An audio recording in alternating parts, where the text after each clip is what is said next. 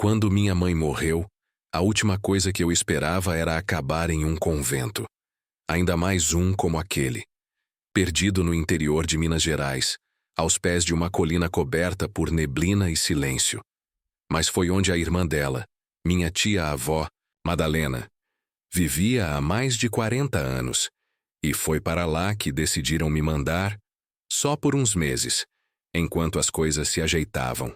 Eu tinha 24 anos, recém-formada, com mais perguntas do que planos. Aceitei a proposta porque não tinha outra escolha. E porque, no fundo, havia algo estranho naquela decisão dos meus tios. Uma pressa. Como se quisessem se livrar de mim.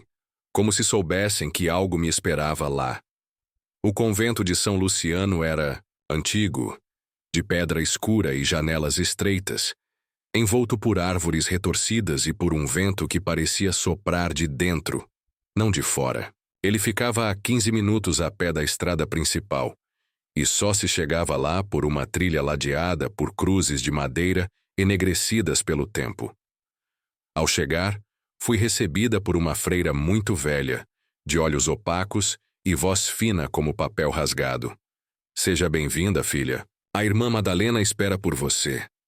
Subi os degraus do saguão principal com uma sensação difícil de explicar, como se cada degrau tirasse um pouco de mim. O convento tinha cheiro de mofo e vela queimada, e o som dos meus passos parecia mais alto do que deveria. Eu senti já naquele primeiro dia que alguém, ou algo, me observava. Minha tia-avó era a única freira que não usava véu. Seus cabelos estavam completamente brancos, presos num coque apertado. Seu rosto era duro, cheio de sulcos, mas seus olhos pareciam guardar algo que não podia ser dito. Você vai ficar no quarto 12, ela disse. Não entre nos outros andares, especialmente o terceiro. Por quê? Porque ninguém sobe mais lá. Achei que fosse apenas superstição ou regra interna, mas na primeira noite ouvi algo. Algo que subia as escadas, degrau por degrau, lentamente, como se arrastasse uma perna, como se estivesse se aproximando do meu quarto, mas ao abrir a porta, não havia nada. Só o frio. A segunda noite no convento foi ainda mais estranha. Durante o dia, as freiras evitavam contato. Passavam por mim com olhos baixos e passos apressados, exceto a irmã Madalena, que mantinha uma presença rígida, como uma guardiã de regras não ditas. Não me permitiram explorar o lugar. Disseram que deveria permanecer no meu quarto, no refeitório ou na capela.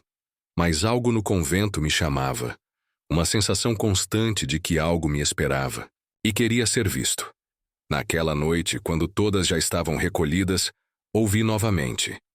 Passos, começando do térreo, depois, o primeiro degrau, o segundo, uma pausa, o terceiro. O som era como o de pés descalços sobre pedra, mas não eram passos, normais, tinham peso, como se arrastassem o chão consigo. Segurei a respiração. Os degraus continuaram. Quarto, quinto, sexto, e então pararam no 12º degrau, bem em frente ao meu quarto. Fiquei parada ao lado da porta, olhando, pela fresta da madeira envelhecida. Não vi nada, mas senti. Senti uma sombra do outro lado, uma presença silenciosa, esperando. De repente ouvi uma respiração, baixa, sibilante. E então, um arranhado suave na madeira da porta, como unhas que deslizavam preguiçosas. Dei 2 passos para trás. Tentei falar, mas minha garganta secou. Foi quando a vela no meu criado mudo apagou sozinha, e o arranhado cessou. Silêncio. Na manhã seguinte contei à irmã Madalena. Ela me olhou com severidade. Você ouviu os degraus? Sim. Quem era? Ela suspirou profundamente e respondeu. Não. É quem? É o que restou. A irmã Madalena não quis dizer mais nada depois daquela frase. Apenas me encarou e disse para rezar.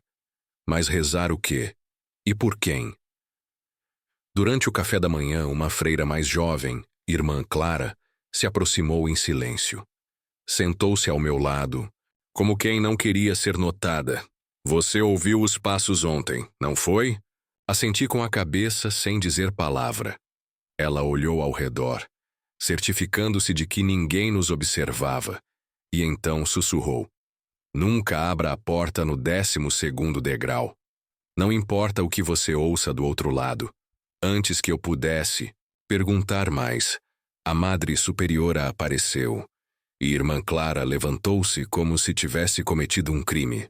Naquela noite, não consegui dormir. Os passos não vieram, mas o silêncio foi ainda pior. Um silêncio pesado, do tipo que parece ouvir seus pensamentos. O quarto estava escuro, e as sombras pareciam mais densas que o normal, como se houvesse algo escondido nelas. Em algum momento da madrugada, acordei com o som de algo se arrastando. Mas não era na escada. Vinha debaixo da minha cama. Desci lentamente, pé por pé, e me ajoelhei. Com o coração acelerado, acendi uma vela e iluminei o chão. Ali, onde devia haver apenas poeira e tábuas velhas, havia um pequeno buraco quadrado no assoalho, recém-aberto. Dentro dele, um lenço antigo com manchas escuras e um medalhão, de prata com a imagem da Virgem Maria. Toquei o medalhão, e ele estava gelado. Quando o levantei, ouvi um suspiro vindo de dentro do buraco.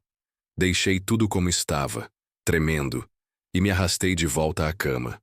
Dormi mal, com pesadelos de uma mulher, envolta em véus negros, subindo degraus, degrau por degrau, até que seus pés deslizavam em silêncio. E ela desaparecia no escuro. No café da manhã, Irmã Clara não apareceu. Perguntei discretamente por ela, e a resposta foi um olhar gélido da Madre Superiora. Clara está em recolhimento. Ela precisa de silêncio agora. Mas havia algo errado.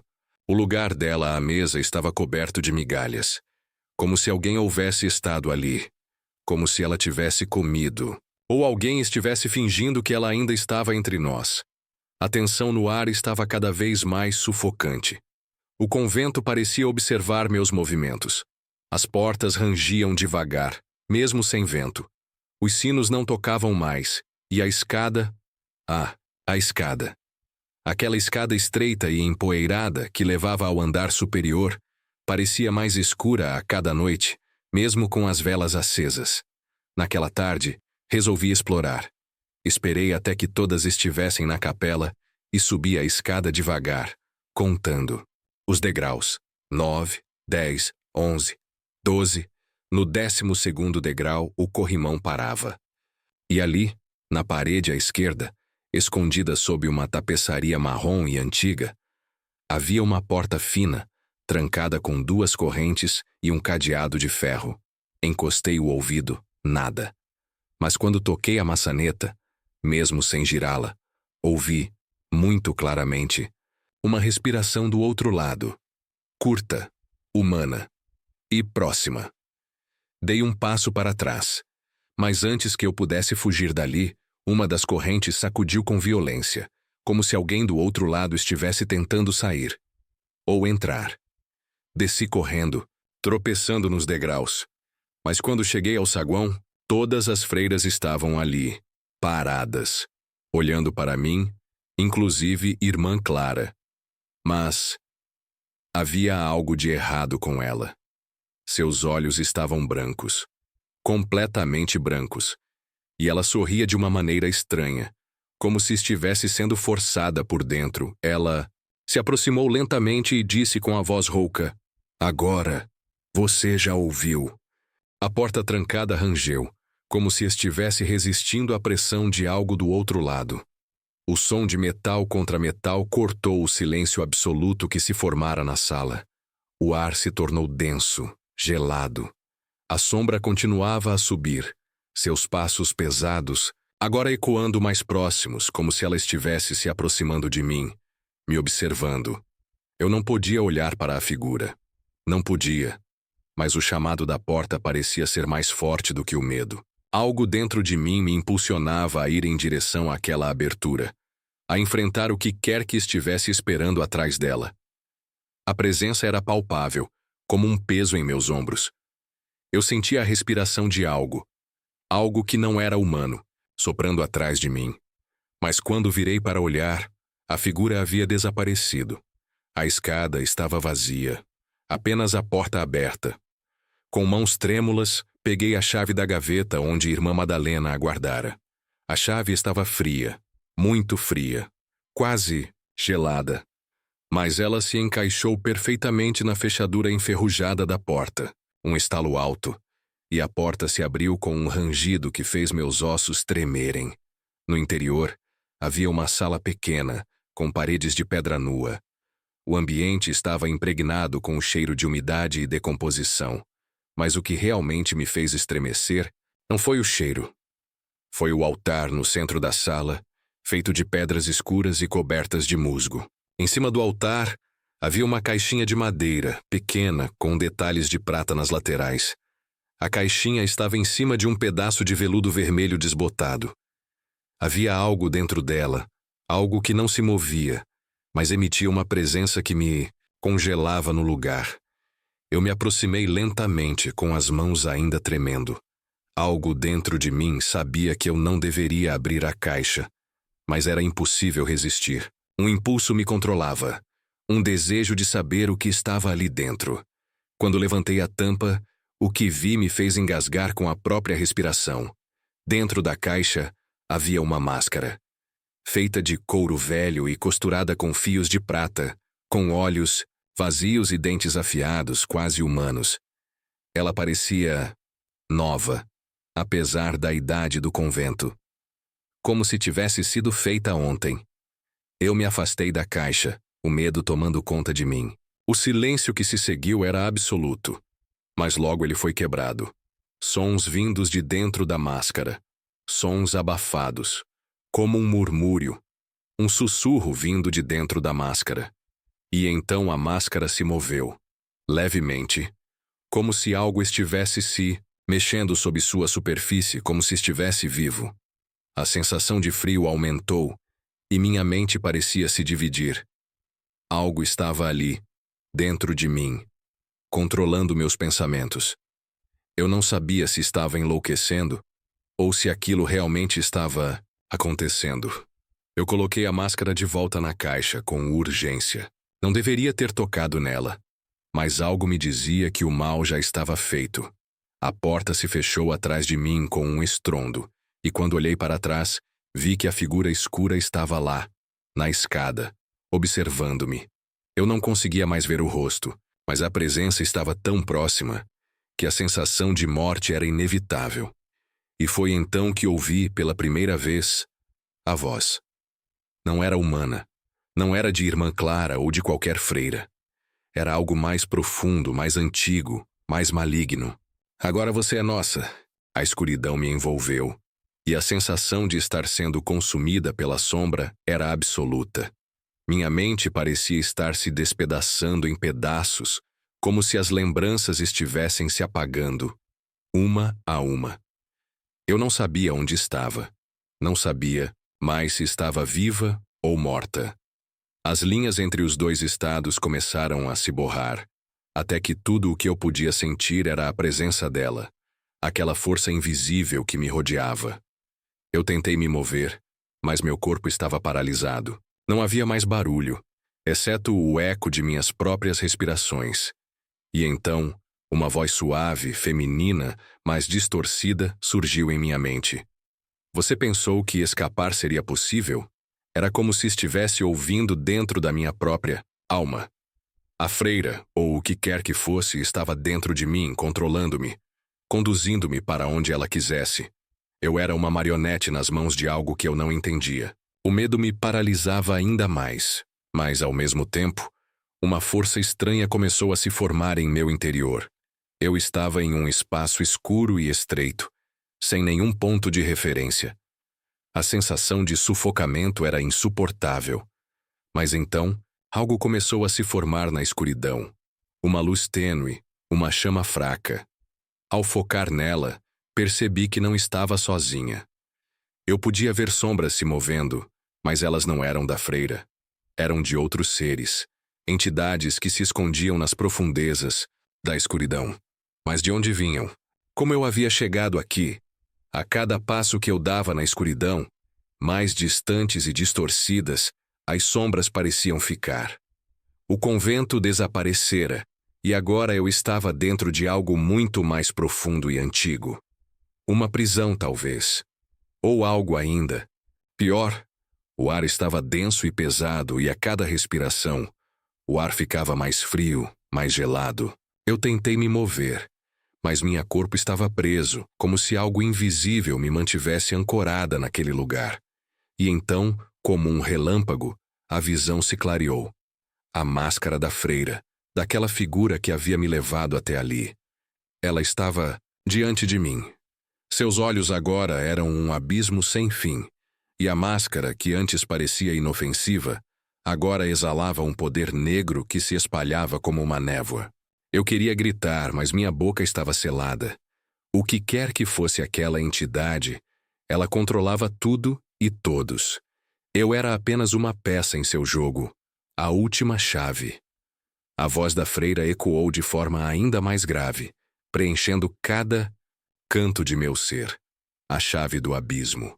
A chave que liberta todos. A chave. Eu finalmente compreendi. A máscara não era apenas um objeto, ela era um portal, um ponto de entrada para um mundo onde as sombras se alimentavam de almas perdidas. E eu estava prestes a ser uma delas. De repente, a sombra à minha volta se fez densa. Impossível de ver através dela. Eu não conseguia mais enxergar nada, exceto a máscara que flutuava à minha frente. A sensação de ser engolida por algo maligno me dominava. Um som ensurdecedor me preencheu, como se a própria realidade estivesse se desintegrando ao meu redor. E então, no instante final, antes que eu fosse consumida por aquela presença, uma imagem passou pela minha mente. A escada, as vozes, a máscara, a freira. Ela estava me guiando, ou melhor, me conduzindo à minha própria destruição. Tudo isso fazia parte de um plano muito maior, algo ancestral e profundo que eu jamais entenderia completamente.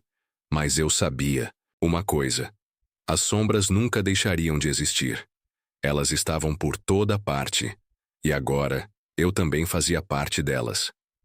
A última imagem que eu vi foi a máscara flutuando diante de mim, e ao se aproximar, um último sussurro gelado, abafado, se formou.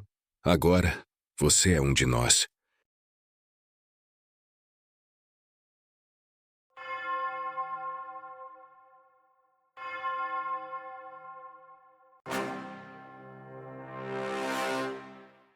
Sempre fui um homem cético. Cresci acreditando que tudo podia ser explicado com lógica, ciência ou, no mínimo, psicologia.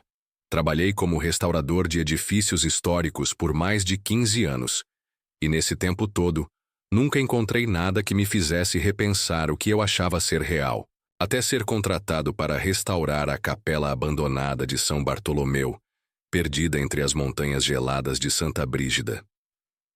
A proposta chegou por meio de uma carta formal, algo incomum nos dias de hoje. Era assinada por um advogado chamado Gaspar M. Ornelas, representando uma ordem religiosa que, segundo ele, queria restaurar a antiga capela antes que o inverno destruísse de vez sua estrutura. Não havia número de telefone, e o endereço de retorno levava a um pequeno escritório jurídico em uma vila de montanha chamada Corta Névoa. Não pesquisei muito sobre o lugar antes de aceitar. O pagamento era generoso, e eu estava com poucos contratos em vista.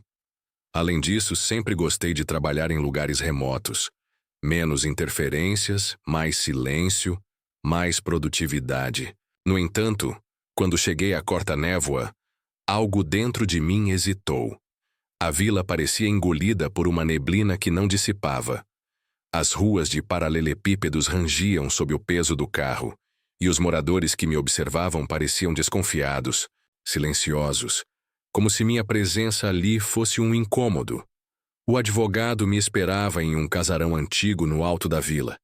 Vestia um terno escuro, antiquado, e falava baixo como se qualquer som acima de um sussurro fosse desrespeitoso. A capela fica a cerca de 3 quilômetros da vila, Sr. Álvaro, disse ele, entregando-me um pequeno maço de chaves antigas. Ninguém mais sobe lá, só você e... o zelador. Zelador, achei que estivesse abandonada. Está, tecnicamente. Mas o velho acendedor ainda cuida das velas. Eu ri, achando que era uma brincadeira, mas o advogado não sorriu. Vai encontrá-lo. Pela manhã.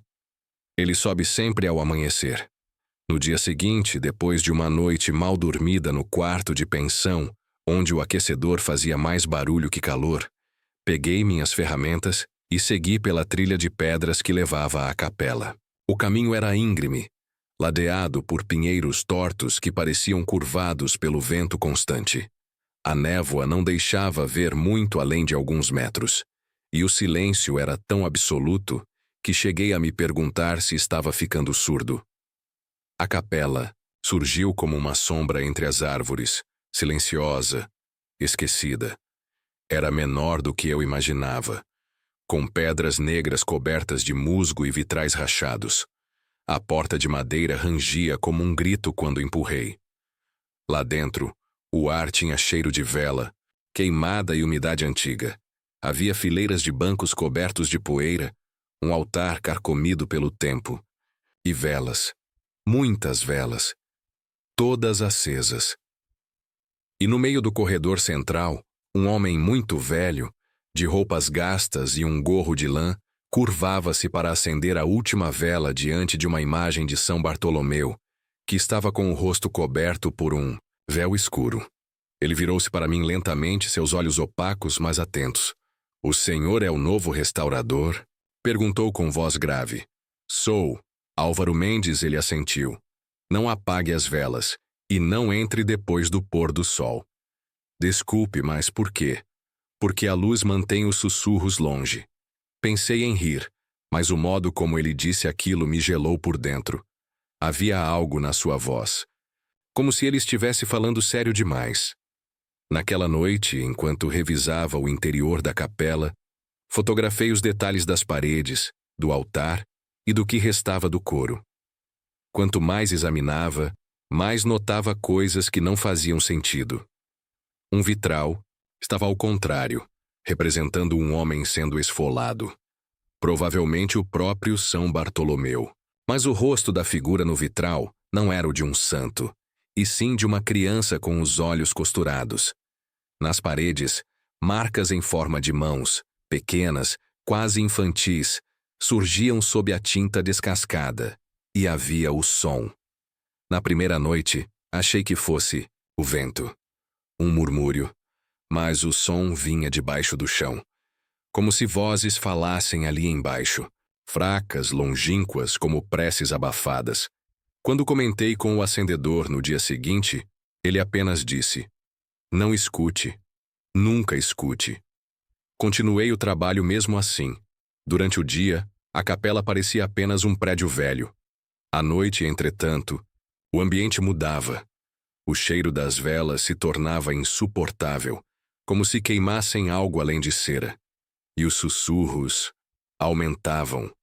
Até o dia em que não consegui sair antes do pôr do sol.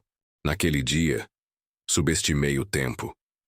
Fiquei concentrado refazendo uma viga rachada da lateral da capela. E quando percebi, o céu já estava tingido de roxo e cinza. A névoa, mais densa do que nunca, começava a se arrastar como dedos pelas frestas das janelas. Tentei sair, mas a floresta à minha frente parecia diferente. Os galhos pareciam ter mudado de lugar, formando arcos curvos sobre a trilha, como se a própria mata quisesse me manter ali. E, para piorar, o caminho que eu tomava todos os dias estava apagado. Literalmente. Nenhuma das velas do exterior estava acesa, e as sombras pareciam muito mais escuras do que deveriam. "Não escute." A frase do acendedor ecoou na minha cabeça. Voltei para dentro. Tranquei a porta com dificuldade. Acendi todas as velas que encontrei. O altar brilhava em um dourado falso, tremeluzente. Meus olhos ardiam com o calor e o cheiro de cera derretida. Era como se as velas não queimassem apenas para iluminar, mas para afastar algo. Foi então que ouvi um arrastar de passos. Não do lado de fora, mas vindo do porão da capela. Eu não sabia que havia um porão, Mas agora ouvia claramente o som de madeira sendo arranhada como unhas contra portas. Algo se movia lá embaixo. Tentei ignorar. Me sentei no banco mais próximo do altar e fechei os olhos. Contava os estalos da madeira, os suspiros do vento contra os vitrais. Mas então veio o som mais terrível. Um fósforo sendo riscado, alto, nítido, e uma vela que eu não havia acendido brilhou sozinha, no fundo da nave. Permaneci imóvel. O som de um fósforo riscando se repetiu, e outra vela se acendeu. Mais próxima de mim, uma terceira, ainda mais próxima. Cada vela acendia, como se alguém invisível estivesse acendendo uma trilha até mim. Levantei-me de súbito. Tem alguém aí? Nenhuma resposta. Apenas o ruído de outra vela acendendo atrás de mim. Virei e vi uma figura. Por um segundo. Alta, encurvada, com um rosto coberto por um pano sujo. No lugar dos olhos, 2 buracos queimados pelo tempo, e em sua mão, um fósforo aceso. Corri e tentei sair pela lateral, mas a porta estava travada. Chacoalhei. Esmurrei. Gritei. Do lado de dentro, o som das velas sendo acesas continuava, uma por uma, como uma contagem regressiva. A figura surgiu no corredor lateral, lentamente, com o mesmo passo arrastado, o mesmo gesto calmo de acender cada vela. Era o acendedor? Era alguém imitando ele? Mas havia algo errado. O acendedor era velho, sim, mas andava com firmeza. Essa criatura parecia morta. Me tranquei na sacristia, o único cômodo sem velas, a única sala onde tudo estava escuro.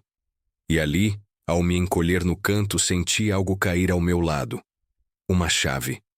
Velha, torta, manchada com ferrugem. Ou sangue seco. Junto dela, uma marca. O mesmo símbolo das mãos pequenas gravadas na parede. Chave tinha algo preso. Um pedaço de pano enrolado com letras bordadas quase apagadas. Por favor, não acenda mais. As palavras eram quase ilegíveis. Fiquei ali até o amanhecer, e quando o sol atravessou os vitrais, os sons cessaram. A capela voltou ao silêncio. Saí cambaleando e do lado de fora encontrei o acendedor verdadeiro. Ficou depois do pôr do sol. Ele disse, sem me olhar nos olhos: "O que é aquilo que acende as velas?" Ele suspirou. "É o que restou do primeiro acendedor." Fiquei em silêncio, esperando por uma explicação. Ele continuou. Quando a capela foi construída, diziam que ela ficava sobre um cemitério ainda mais antigo. Os padres da época queriam expulsar os costumes pagãos da vila, mas enterraram a capela em solo amaldiçoado. E o primeiro homem encarregado de manter a luz enlouqueceu. Dizem que acendeu velas com a própria pele. Quando finalmente o encontraram, já não falava. Só sussurrava rezas inventadas, e mesmo morto, dizem que continua acendendo. Olhei para a chave. "O que essa chave abre?" O velho tremeu. "O nicho debaixo do altar, nunca abra, claro que abri." Esperei o sol alcançar o topo das montanhas antes de voltar. O acendedor, com o olhar de quem já havia visto demais, apenas balançou a cabeça quando me viu atravessar o matagal em direção à capela outra vez. Não tentou me deter. Como se soubesse que havia algo em mim que não conseguiria resistir. A chave estava quente no meu bolso. Como se tivesse vida própria. Como se soubesse que, enfim, seria usada. O altar era de pedra, maciço, manchado por séculos de cera e escuridão. À frente dele tinha uma pequena inscrição em latim, quase apagada pelo tempo, algo como "Lux tua est exitium." Tua luz é destruição. Ajoelhei-me, e com as mãos trêmulas, encontrei o orifício escondido no relevo da base. A chave entrou fácil demais. Um clique. Um suspiro de ar velho escapando. E a pedra deslizou, revelando uma escada curta que descia para um compartimento estreito, envolto em escuridão total. Desci com uma vela em mãos. O cheiro ali dentro era insuportável, não apenas de mofo ou podridão, mas de algo errado, antigo, que não deveria mais existir. No centro do nicho havia um caixão em pé encostado na parede. E no chão, fósforos. Centenas deles, enfileirados em círculos como um ritual. Havia ainda marcas nas paredes, como unhas arranhando a pedra. E sobre o caixão uma inscrição entalhada à força. Não apague minha luz. A vela tremeluziu. Foi quando ouvi um sussurro no escuro, quase inaudível. Apaga, apaga. O vento soprou vindo de lugar nenhum. A vela se apagou. Fiquei no breu total. E então, dentro do caixão, algo se mexeu. Tateei, em pânico, procurando os fósforos. Meus dedos tocavam as caixas, mas estavam todas vazias. Todas. Como se tivessem sido usadas momentos antes, o som de algo arranhando a tampa do caixão aumentou. E de repente ela caiu para frente com um estrondo seco. E ele saiu, não correndo, não gritando, mas andando como alguém que faz aquilo há séculos. Um homem magro demais, com a pele ressecada, cinza, esticada sobre ossos. Em seu rosto, cicatrizes em forma de chamas. Nos dedos, cotos queimados e nos olhos, apenas 2 buracos negros. Segurava uma vela apagada em uma das mãos, e na outra, um palito de fósforo. Ele me encarou. Mesmo sem olhos, eu sentia. Como se quisesse que eu assistisse, que eu aprendesse. Acendeu a vela. E quando a chama se formou, vi coisas nas paredes. Desenhos com sangue seco, rostos, pessoas presas na pedra, como se tivessem sido absorvidas. E entre elas, meu rosto, com os olhos arrancados, já entalhado ali. Corri escada acima. A capela parecia diferente agora. As velas que eu havia acendido antes estavam apagadas. O ar estava frio, como o fundo de um túmulo. E a trilha de velas recém-acendidas ia da porta do nicho até o altar. O acendedor estava lá fora me esperando, mas ao me ver, não se moveu. Apenas fechou os olhos como se já soubesse. Ele te escolheu, disse. Eu não queria abrir. Eu não... Agora é tarde. Aquele que acende, uma vez liberto, precisa de outro para passar a luz. O que quer dizer? Ele apontou para... Minhas mãos estavam vermelhas, queimadas, com marcas de cera e pele arrancada nos dedos. Ele começou com você, olhei em volta. Todas as velas da capela acenderam ao mesmo tempo, nenhuma com minha ajuda. Agora, ele quer que você continue. O acendedor virou as costas e começou a se afastar da capela, como se soubesse que já não havia mais volta para mim. Eu gritei, pedi ajuda, implorei que me dissesse o que fazer, mas ele apenas murmurou sem olhar para trás. Agora você é a chama. Fiquei ali, entre os bancos de madeira carcomida, as velas acesas sem explicação e aquele altar que mais parecia um túmulo em ruínas. Tentei sair. A porta rangeu, mas não abriu. Era como se a própria capela tivesse se fechado ao mundo. Como se agora fizesse parte de algo vivo. Algo faminto. A cada minuto, mais velas acendiam sozinhas, uma a uma, até formarem um círculo, ao meu redor. E então ouvi novamente aquele som áspero, arrastado, as passadas dele. Vinha do fundo da capela, da escadaria que levava ao nicho, mas eu a havia fechado. Ou achava que tinha, porque agora ela estava aberta. E lá estava ele, o ser que eu havia libertado, o verdadeiro acendedor. Vestia agora um manto de cera derretida, e ao invés de olhos, saíam labaredas fracas, como se seu rosto inteiro estivesse queimando por dentro. Em silêncio ele estendeu a mão, e nela uma vela apagada. Eu não sei por que aceitei, mas aceitei. E assim que meus dedos tocaram a vela, senti minha pele queimar, não de calor, mas como se cera estivesse sendo moldada ao redor de mim, derretendo, endurecendo, me prendendo. Meus músculos travaram, meus olhos começaram a arder. Agora você entende, sussurrou com uma voz que parecia vir de dentro de um forno. A partir dali, as coisas ficaram fragmentadas. Lembro de estar em pé no altar, de acender velas que já estavam acesas, de vê-las apagar e reacender e apagar outra vez. Lembro das paredes da capela se movendo como carne viva. Lembro de gritar, mas nenhum som sair. Só o estalo dos fósforos e então tudo ficou escuro. Me encontraram dias depois sentado no altar, cercado por velas queimadas até o fim, olhos abertos, sem piscar. Dizem que eu não falava, só segurava uma vela na mão e repetia com a boca quase imóvel: "Não apague, não apague." Fui internado em uma clínica nos arredores de Campos Verdes. Os médicos me chamam de o incendiário silencioso. Digo a eles que não sou eu quem acende as velas. Só continuo o que me foi passado. Só mantenho o ciclo. Porque, se uma só vela se apagar, ele volta. Ninguém acredita. Mas eles deveriam. Na ala onde estou, luzes piscam todas as noites. A energia cai com frequência. Os fios queimam sem explicação. E ontem, alguém deixou uma vela no chão do meu quarto, apagada. Ao lado dela, um palito de fósforo, ainda quente.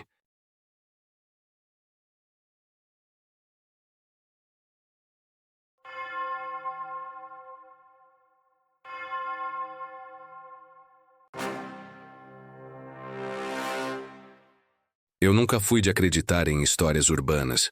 Cresci em São Paulo, vi de tudo, vivi de tudo. E sempre me considerei alguém prático. Mas o que aconteceu comigo naquele maldito prédio no Centro Velho ainda me tira o sono. E pior, me tira a sanidade. Eu estou escrevendo isso com a esperança estúpida de que talvez, ao colocar tudo em palavras, alguma parte de mim consiga voltar à realidade. Mas a verdade é que, desde aquele dia, eu não tenho mais certeza se a realidade ainda existe para mim. Tudo começou quando me mudei para o edifício São Vicente, um prédio antigo com fachada art déco, janelas de madeira descascadas e um porteiro calado que parecia parte da estrutura, de tão imóvel que ficava no seu banquinho. Era um aluguel barato, e eu precisava urgentemente de um lugar. A cidade já estava me engolindo viva, e qualquer espaço onde eu pudesse fechar a porta e respirar, sem pensar em boletos, já era o paraíso. O apartamento era no 8º andar. O elevador era uma daquelas gaiolas de ferro, rangendo a cada andar que subia, como se ele também estivesse cansado de repetir aquela rotina. No primeiro dia, eu reparei numa coisa estranha. O painel do elevador pulava o número 9. Ia do 8 direto para o térreo. Achei que fosse um erro, ou talvez uma superstição besta do prédio. Prédios antigos às vezes não têm o 16º andar, por medo ou tradição. Mas o 9? Nunca tinha ouvido isso. Perguntei pro porteiro, o tal seu Osvaldo, sobre isso. Ele me olhou por alguns segundos longos demais antes de responder. Aqui só tem 8 andares, moça. Mas tem espaço para mais um andar no prédio. Dá para ver do lado de fora. Eu insisti. Ele desviou o olhar e murmurou, quase como se fosse para ele mesmo. O que não é para ser visto, melhor não subir. Eu devia ter rido, debochado. Era o que eu faria em qualquer outro dia. Mas alguma coisa no tom dele me travou. Era como se, por trás daquelas palavras, existisse uma memória que ele se forçava a esquecer. Deixei para lá. Por uns dias, tudo correu normalmente. O apartamento era velho, mas silencioso. Só que o silêncio era estranho. Mesmo no centro de São Paulo, onde buzinas e sirenes são trilha sonora padrão, dentro daquele 8º andar havia um vazio diferente. Nenhum som externo, nenhuma vibração do tráfego. Às vezes, eu ouvia apenas um tic-tac baixo vindo da parede da cozinha. Mas não havia nenhum relógio ali. Foi numa quarta-feira à noite que tudo começou a desandar. Eu tinha saído tarde do trabalho. Peguei o elevador por volta das 23h15. Sozinha. O prédio estava escuro, mais que o normal. Luzes do corredor piscando, o painel do elevador oscilando como se estivesse com interferência. Quando apertei o botão do 8º andar, o elevador subiu com um solavanco. Mas, ao invés de parar no andar certo, ele passou direto. Um clique, um ding abafado. E a porta se abriu. Só que, Aquilo não era o 8º andar, nem era o 9º. Era um corredor completamente diferente de qualquer outro andar do prédio. O carpete era vinho escuro, desbotado, com manchas escuras que não me atrevia a identificar. As paredes eram de um tom amarelado, papel de parede descascando. Lâmpadas antigas pendiam do teto, tremeluzindo como se estivessem prestes a apagar. Um cheiro forte de mofo e algo metálico, ferrugem talvez, ou sangue velho, tomava o ar. Olhei para o botão do elevador. Ele não marcava número algum. A porta do elevador começou a se fechar sozinha. Corri para apertar e segurar, mas ela se fechou com violência. A luz interna se apagou, e eu fiquei ali, sozinha, naquele andar que oficialmente não existia. Comecei a andar.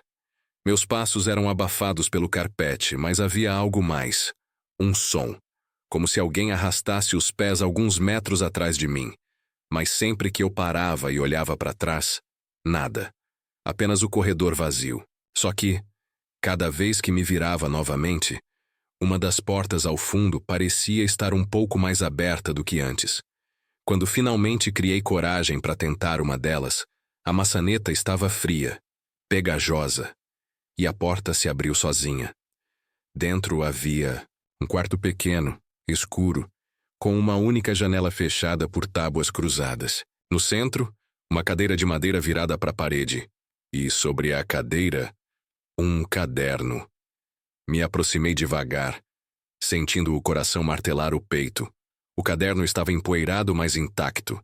Nele, com uma caligrafia tremida, estava escrito: "Se você leu isso, você entrou. E se entrou, ele já está vindo." Segurei o caderno com as mãos trêmulas. As palavras pareciam pulsar na página, como se estivessem recém-escritas, frescas. Me afastei da cadeira devagar, mas assim que dei 2 passos para trás, ouvi, claramente dessa vez, o ranger, suave de um degrau sendo pressionado. Um som de alguém se movendo. Acima de mim, olhei em volta. O quarto era pequeno, o teto era baixo. Não havia escadas, o som continuou. E foi aí que percebi. Ele não vinha de cima. Vinha de dentro das paredes. Passos arrastados, pesados, subindo, como se estivessem contornando o andar, espiralando pelas paredes internas. Lentamente, sempre se aproximando. Corri de volta para o corredor e o encontrei mais escuro do que antes. O elevador não estava mais onde eu o deixei. O corredor agora se estendia dos 2 lados como um labirinto infinito de portas fechadas, mas algumas estavam entreabertas, e das frestas vinha um som baixo, contínuo, sussurros, vozes em línguas que eu não compreendia. Algumas pareciam falar meu nome, outras choravam. Comecei a correr, escolhendo aleatoriamente uma direção. As portas passavam por mim como se o corredor se alongasse sem fim. Foi quando percebi que, apesar de estar correndo por minutos, as luzes não mudavam. As marcas no carpete se repetiam. Eu estava presa ali, em um andar circular, um loop fechado, uma prisão sem lógica. Parei, ofegante, e encostei na parede, tentando pensar. Foi então que ouvi algo atrás de mim, algo se movendo, respirando. Um som úmido, áspero, como se alguém estivesse ali, mas sem pele. Senti o ar gelar nas minhas costas antes mesmo de ter coragem de virar. Mas eu virei. E vi não por completo. Não tinha como ver por completo. O que quer que fosse aquela coisa estava na penumbra. Alta, esquelética, com braços longos demais e pele translúcida. Seus olhos, se é que eram olhos, brilhavam em um tom esbranquiçado, como se refletissem uma luz que não existia. E o mais aterrorizante, ele não andava. Ele flutuava rente ao chão, como se não pertencesse à gravidade daquele lugar. Ele se movia como fumaça. E onde passava, as lâmpadas estouravam. Voltei a correr, dessa vez, guiada pelo instinto. Dobrei um corredor, depois outro. E de repente estava novamente diante da porta de onde tudo começara. O quarto da cadeira e do caderno. Só que agora, havia algo sentado na cadeira, uma mulher. de costas, com um vestido branco sujo e cabelos molhados colando nas costas. Moça! Arrisquei quase sem voz. Ela não se mexeu, mas do nada falou. Ele sobe, degrau por degrau, toda noite, só para quem vê. Engoli em seco. Quem é ele? Aquele que mora entre os andares. O andar que não existe para quem vive, mas que sempre existiu para os que sumiram. Ela. Então virou o rosto. E o que vi não era um rosto. Ou talvez fosse em algum momento. Mas agora era um amontoado de carne desfigurada, com olhos costurados e uma boca aberta num sorriso cortado à faca. E mesmo sem olhos ela me olhava. Se você leu o caderno, ele já te escolheu. Sussurrou. As luzes do quarto piscaram violentamente, e por um segundo, tudo se apagou. Quando acenderam de novo, a cadeira estava vazia, e o elevador, finalmente, estava no fim do corredor. Corri como nunca. Entrei e apertei todos os botões. A porta fechou com dificuldade. O painel continuava sem mostrar números. Mas ele se moveu. O elevador desceu, lento, trêmulo, como se estivesse atravessando camadas de realidade. Quando a porta abriu, eu estava no térreo. O saguão estava intacto. Seu Osvaldo, o porteiro, olhou para mim com um rosto empalidecido. A senhora... Demorou. Que andar? É aquele? O de cima do 8º? Ele abaixou a cabeça. O 9º andar foi lacrado há 30 anos. Depois que uma mulher entrou ali e nunca mais saiu. Eu vi ela. Ele olhou para mim como se estivesse confirmando algo que já sabia. Então, agora você também é dele. Saí do prédio naquele instante. Nunca mais voltei. Meus pertences ficaram todos lá. Não tive coragem, nem mesmo de explicar o que aconteceu. Mas às vezes, quando passo perto dali, eu vejo as janelas do 8º andar, e uma acima, uma que ninguém mais enxerga. E nela, uma sombra, subindo, sempre subindo, degrau por degrau. Participe do canal, deixe um like, um comentário. Assim nos incentiva a trazer mais histórias. Até a próxima, então.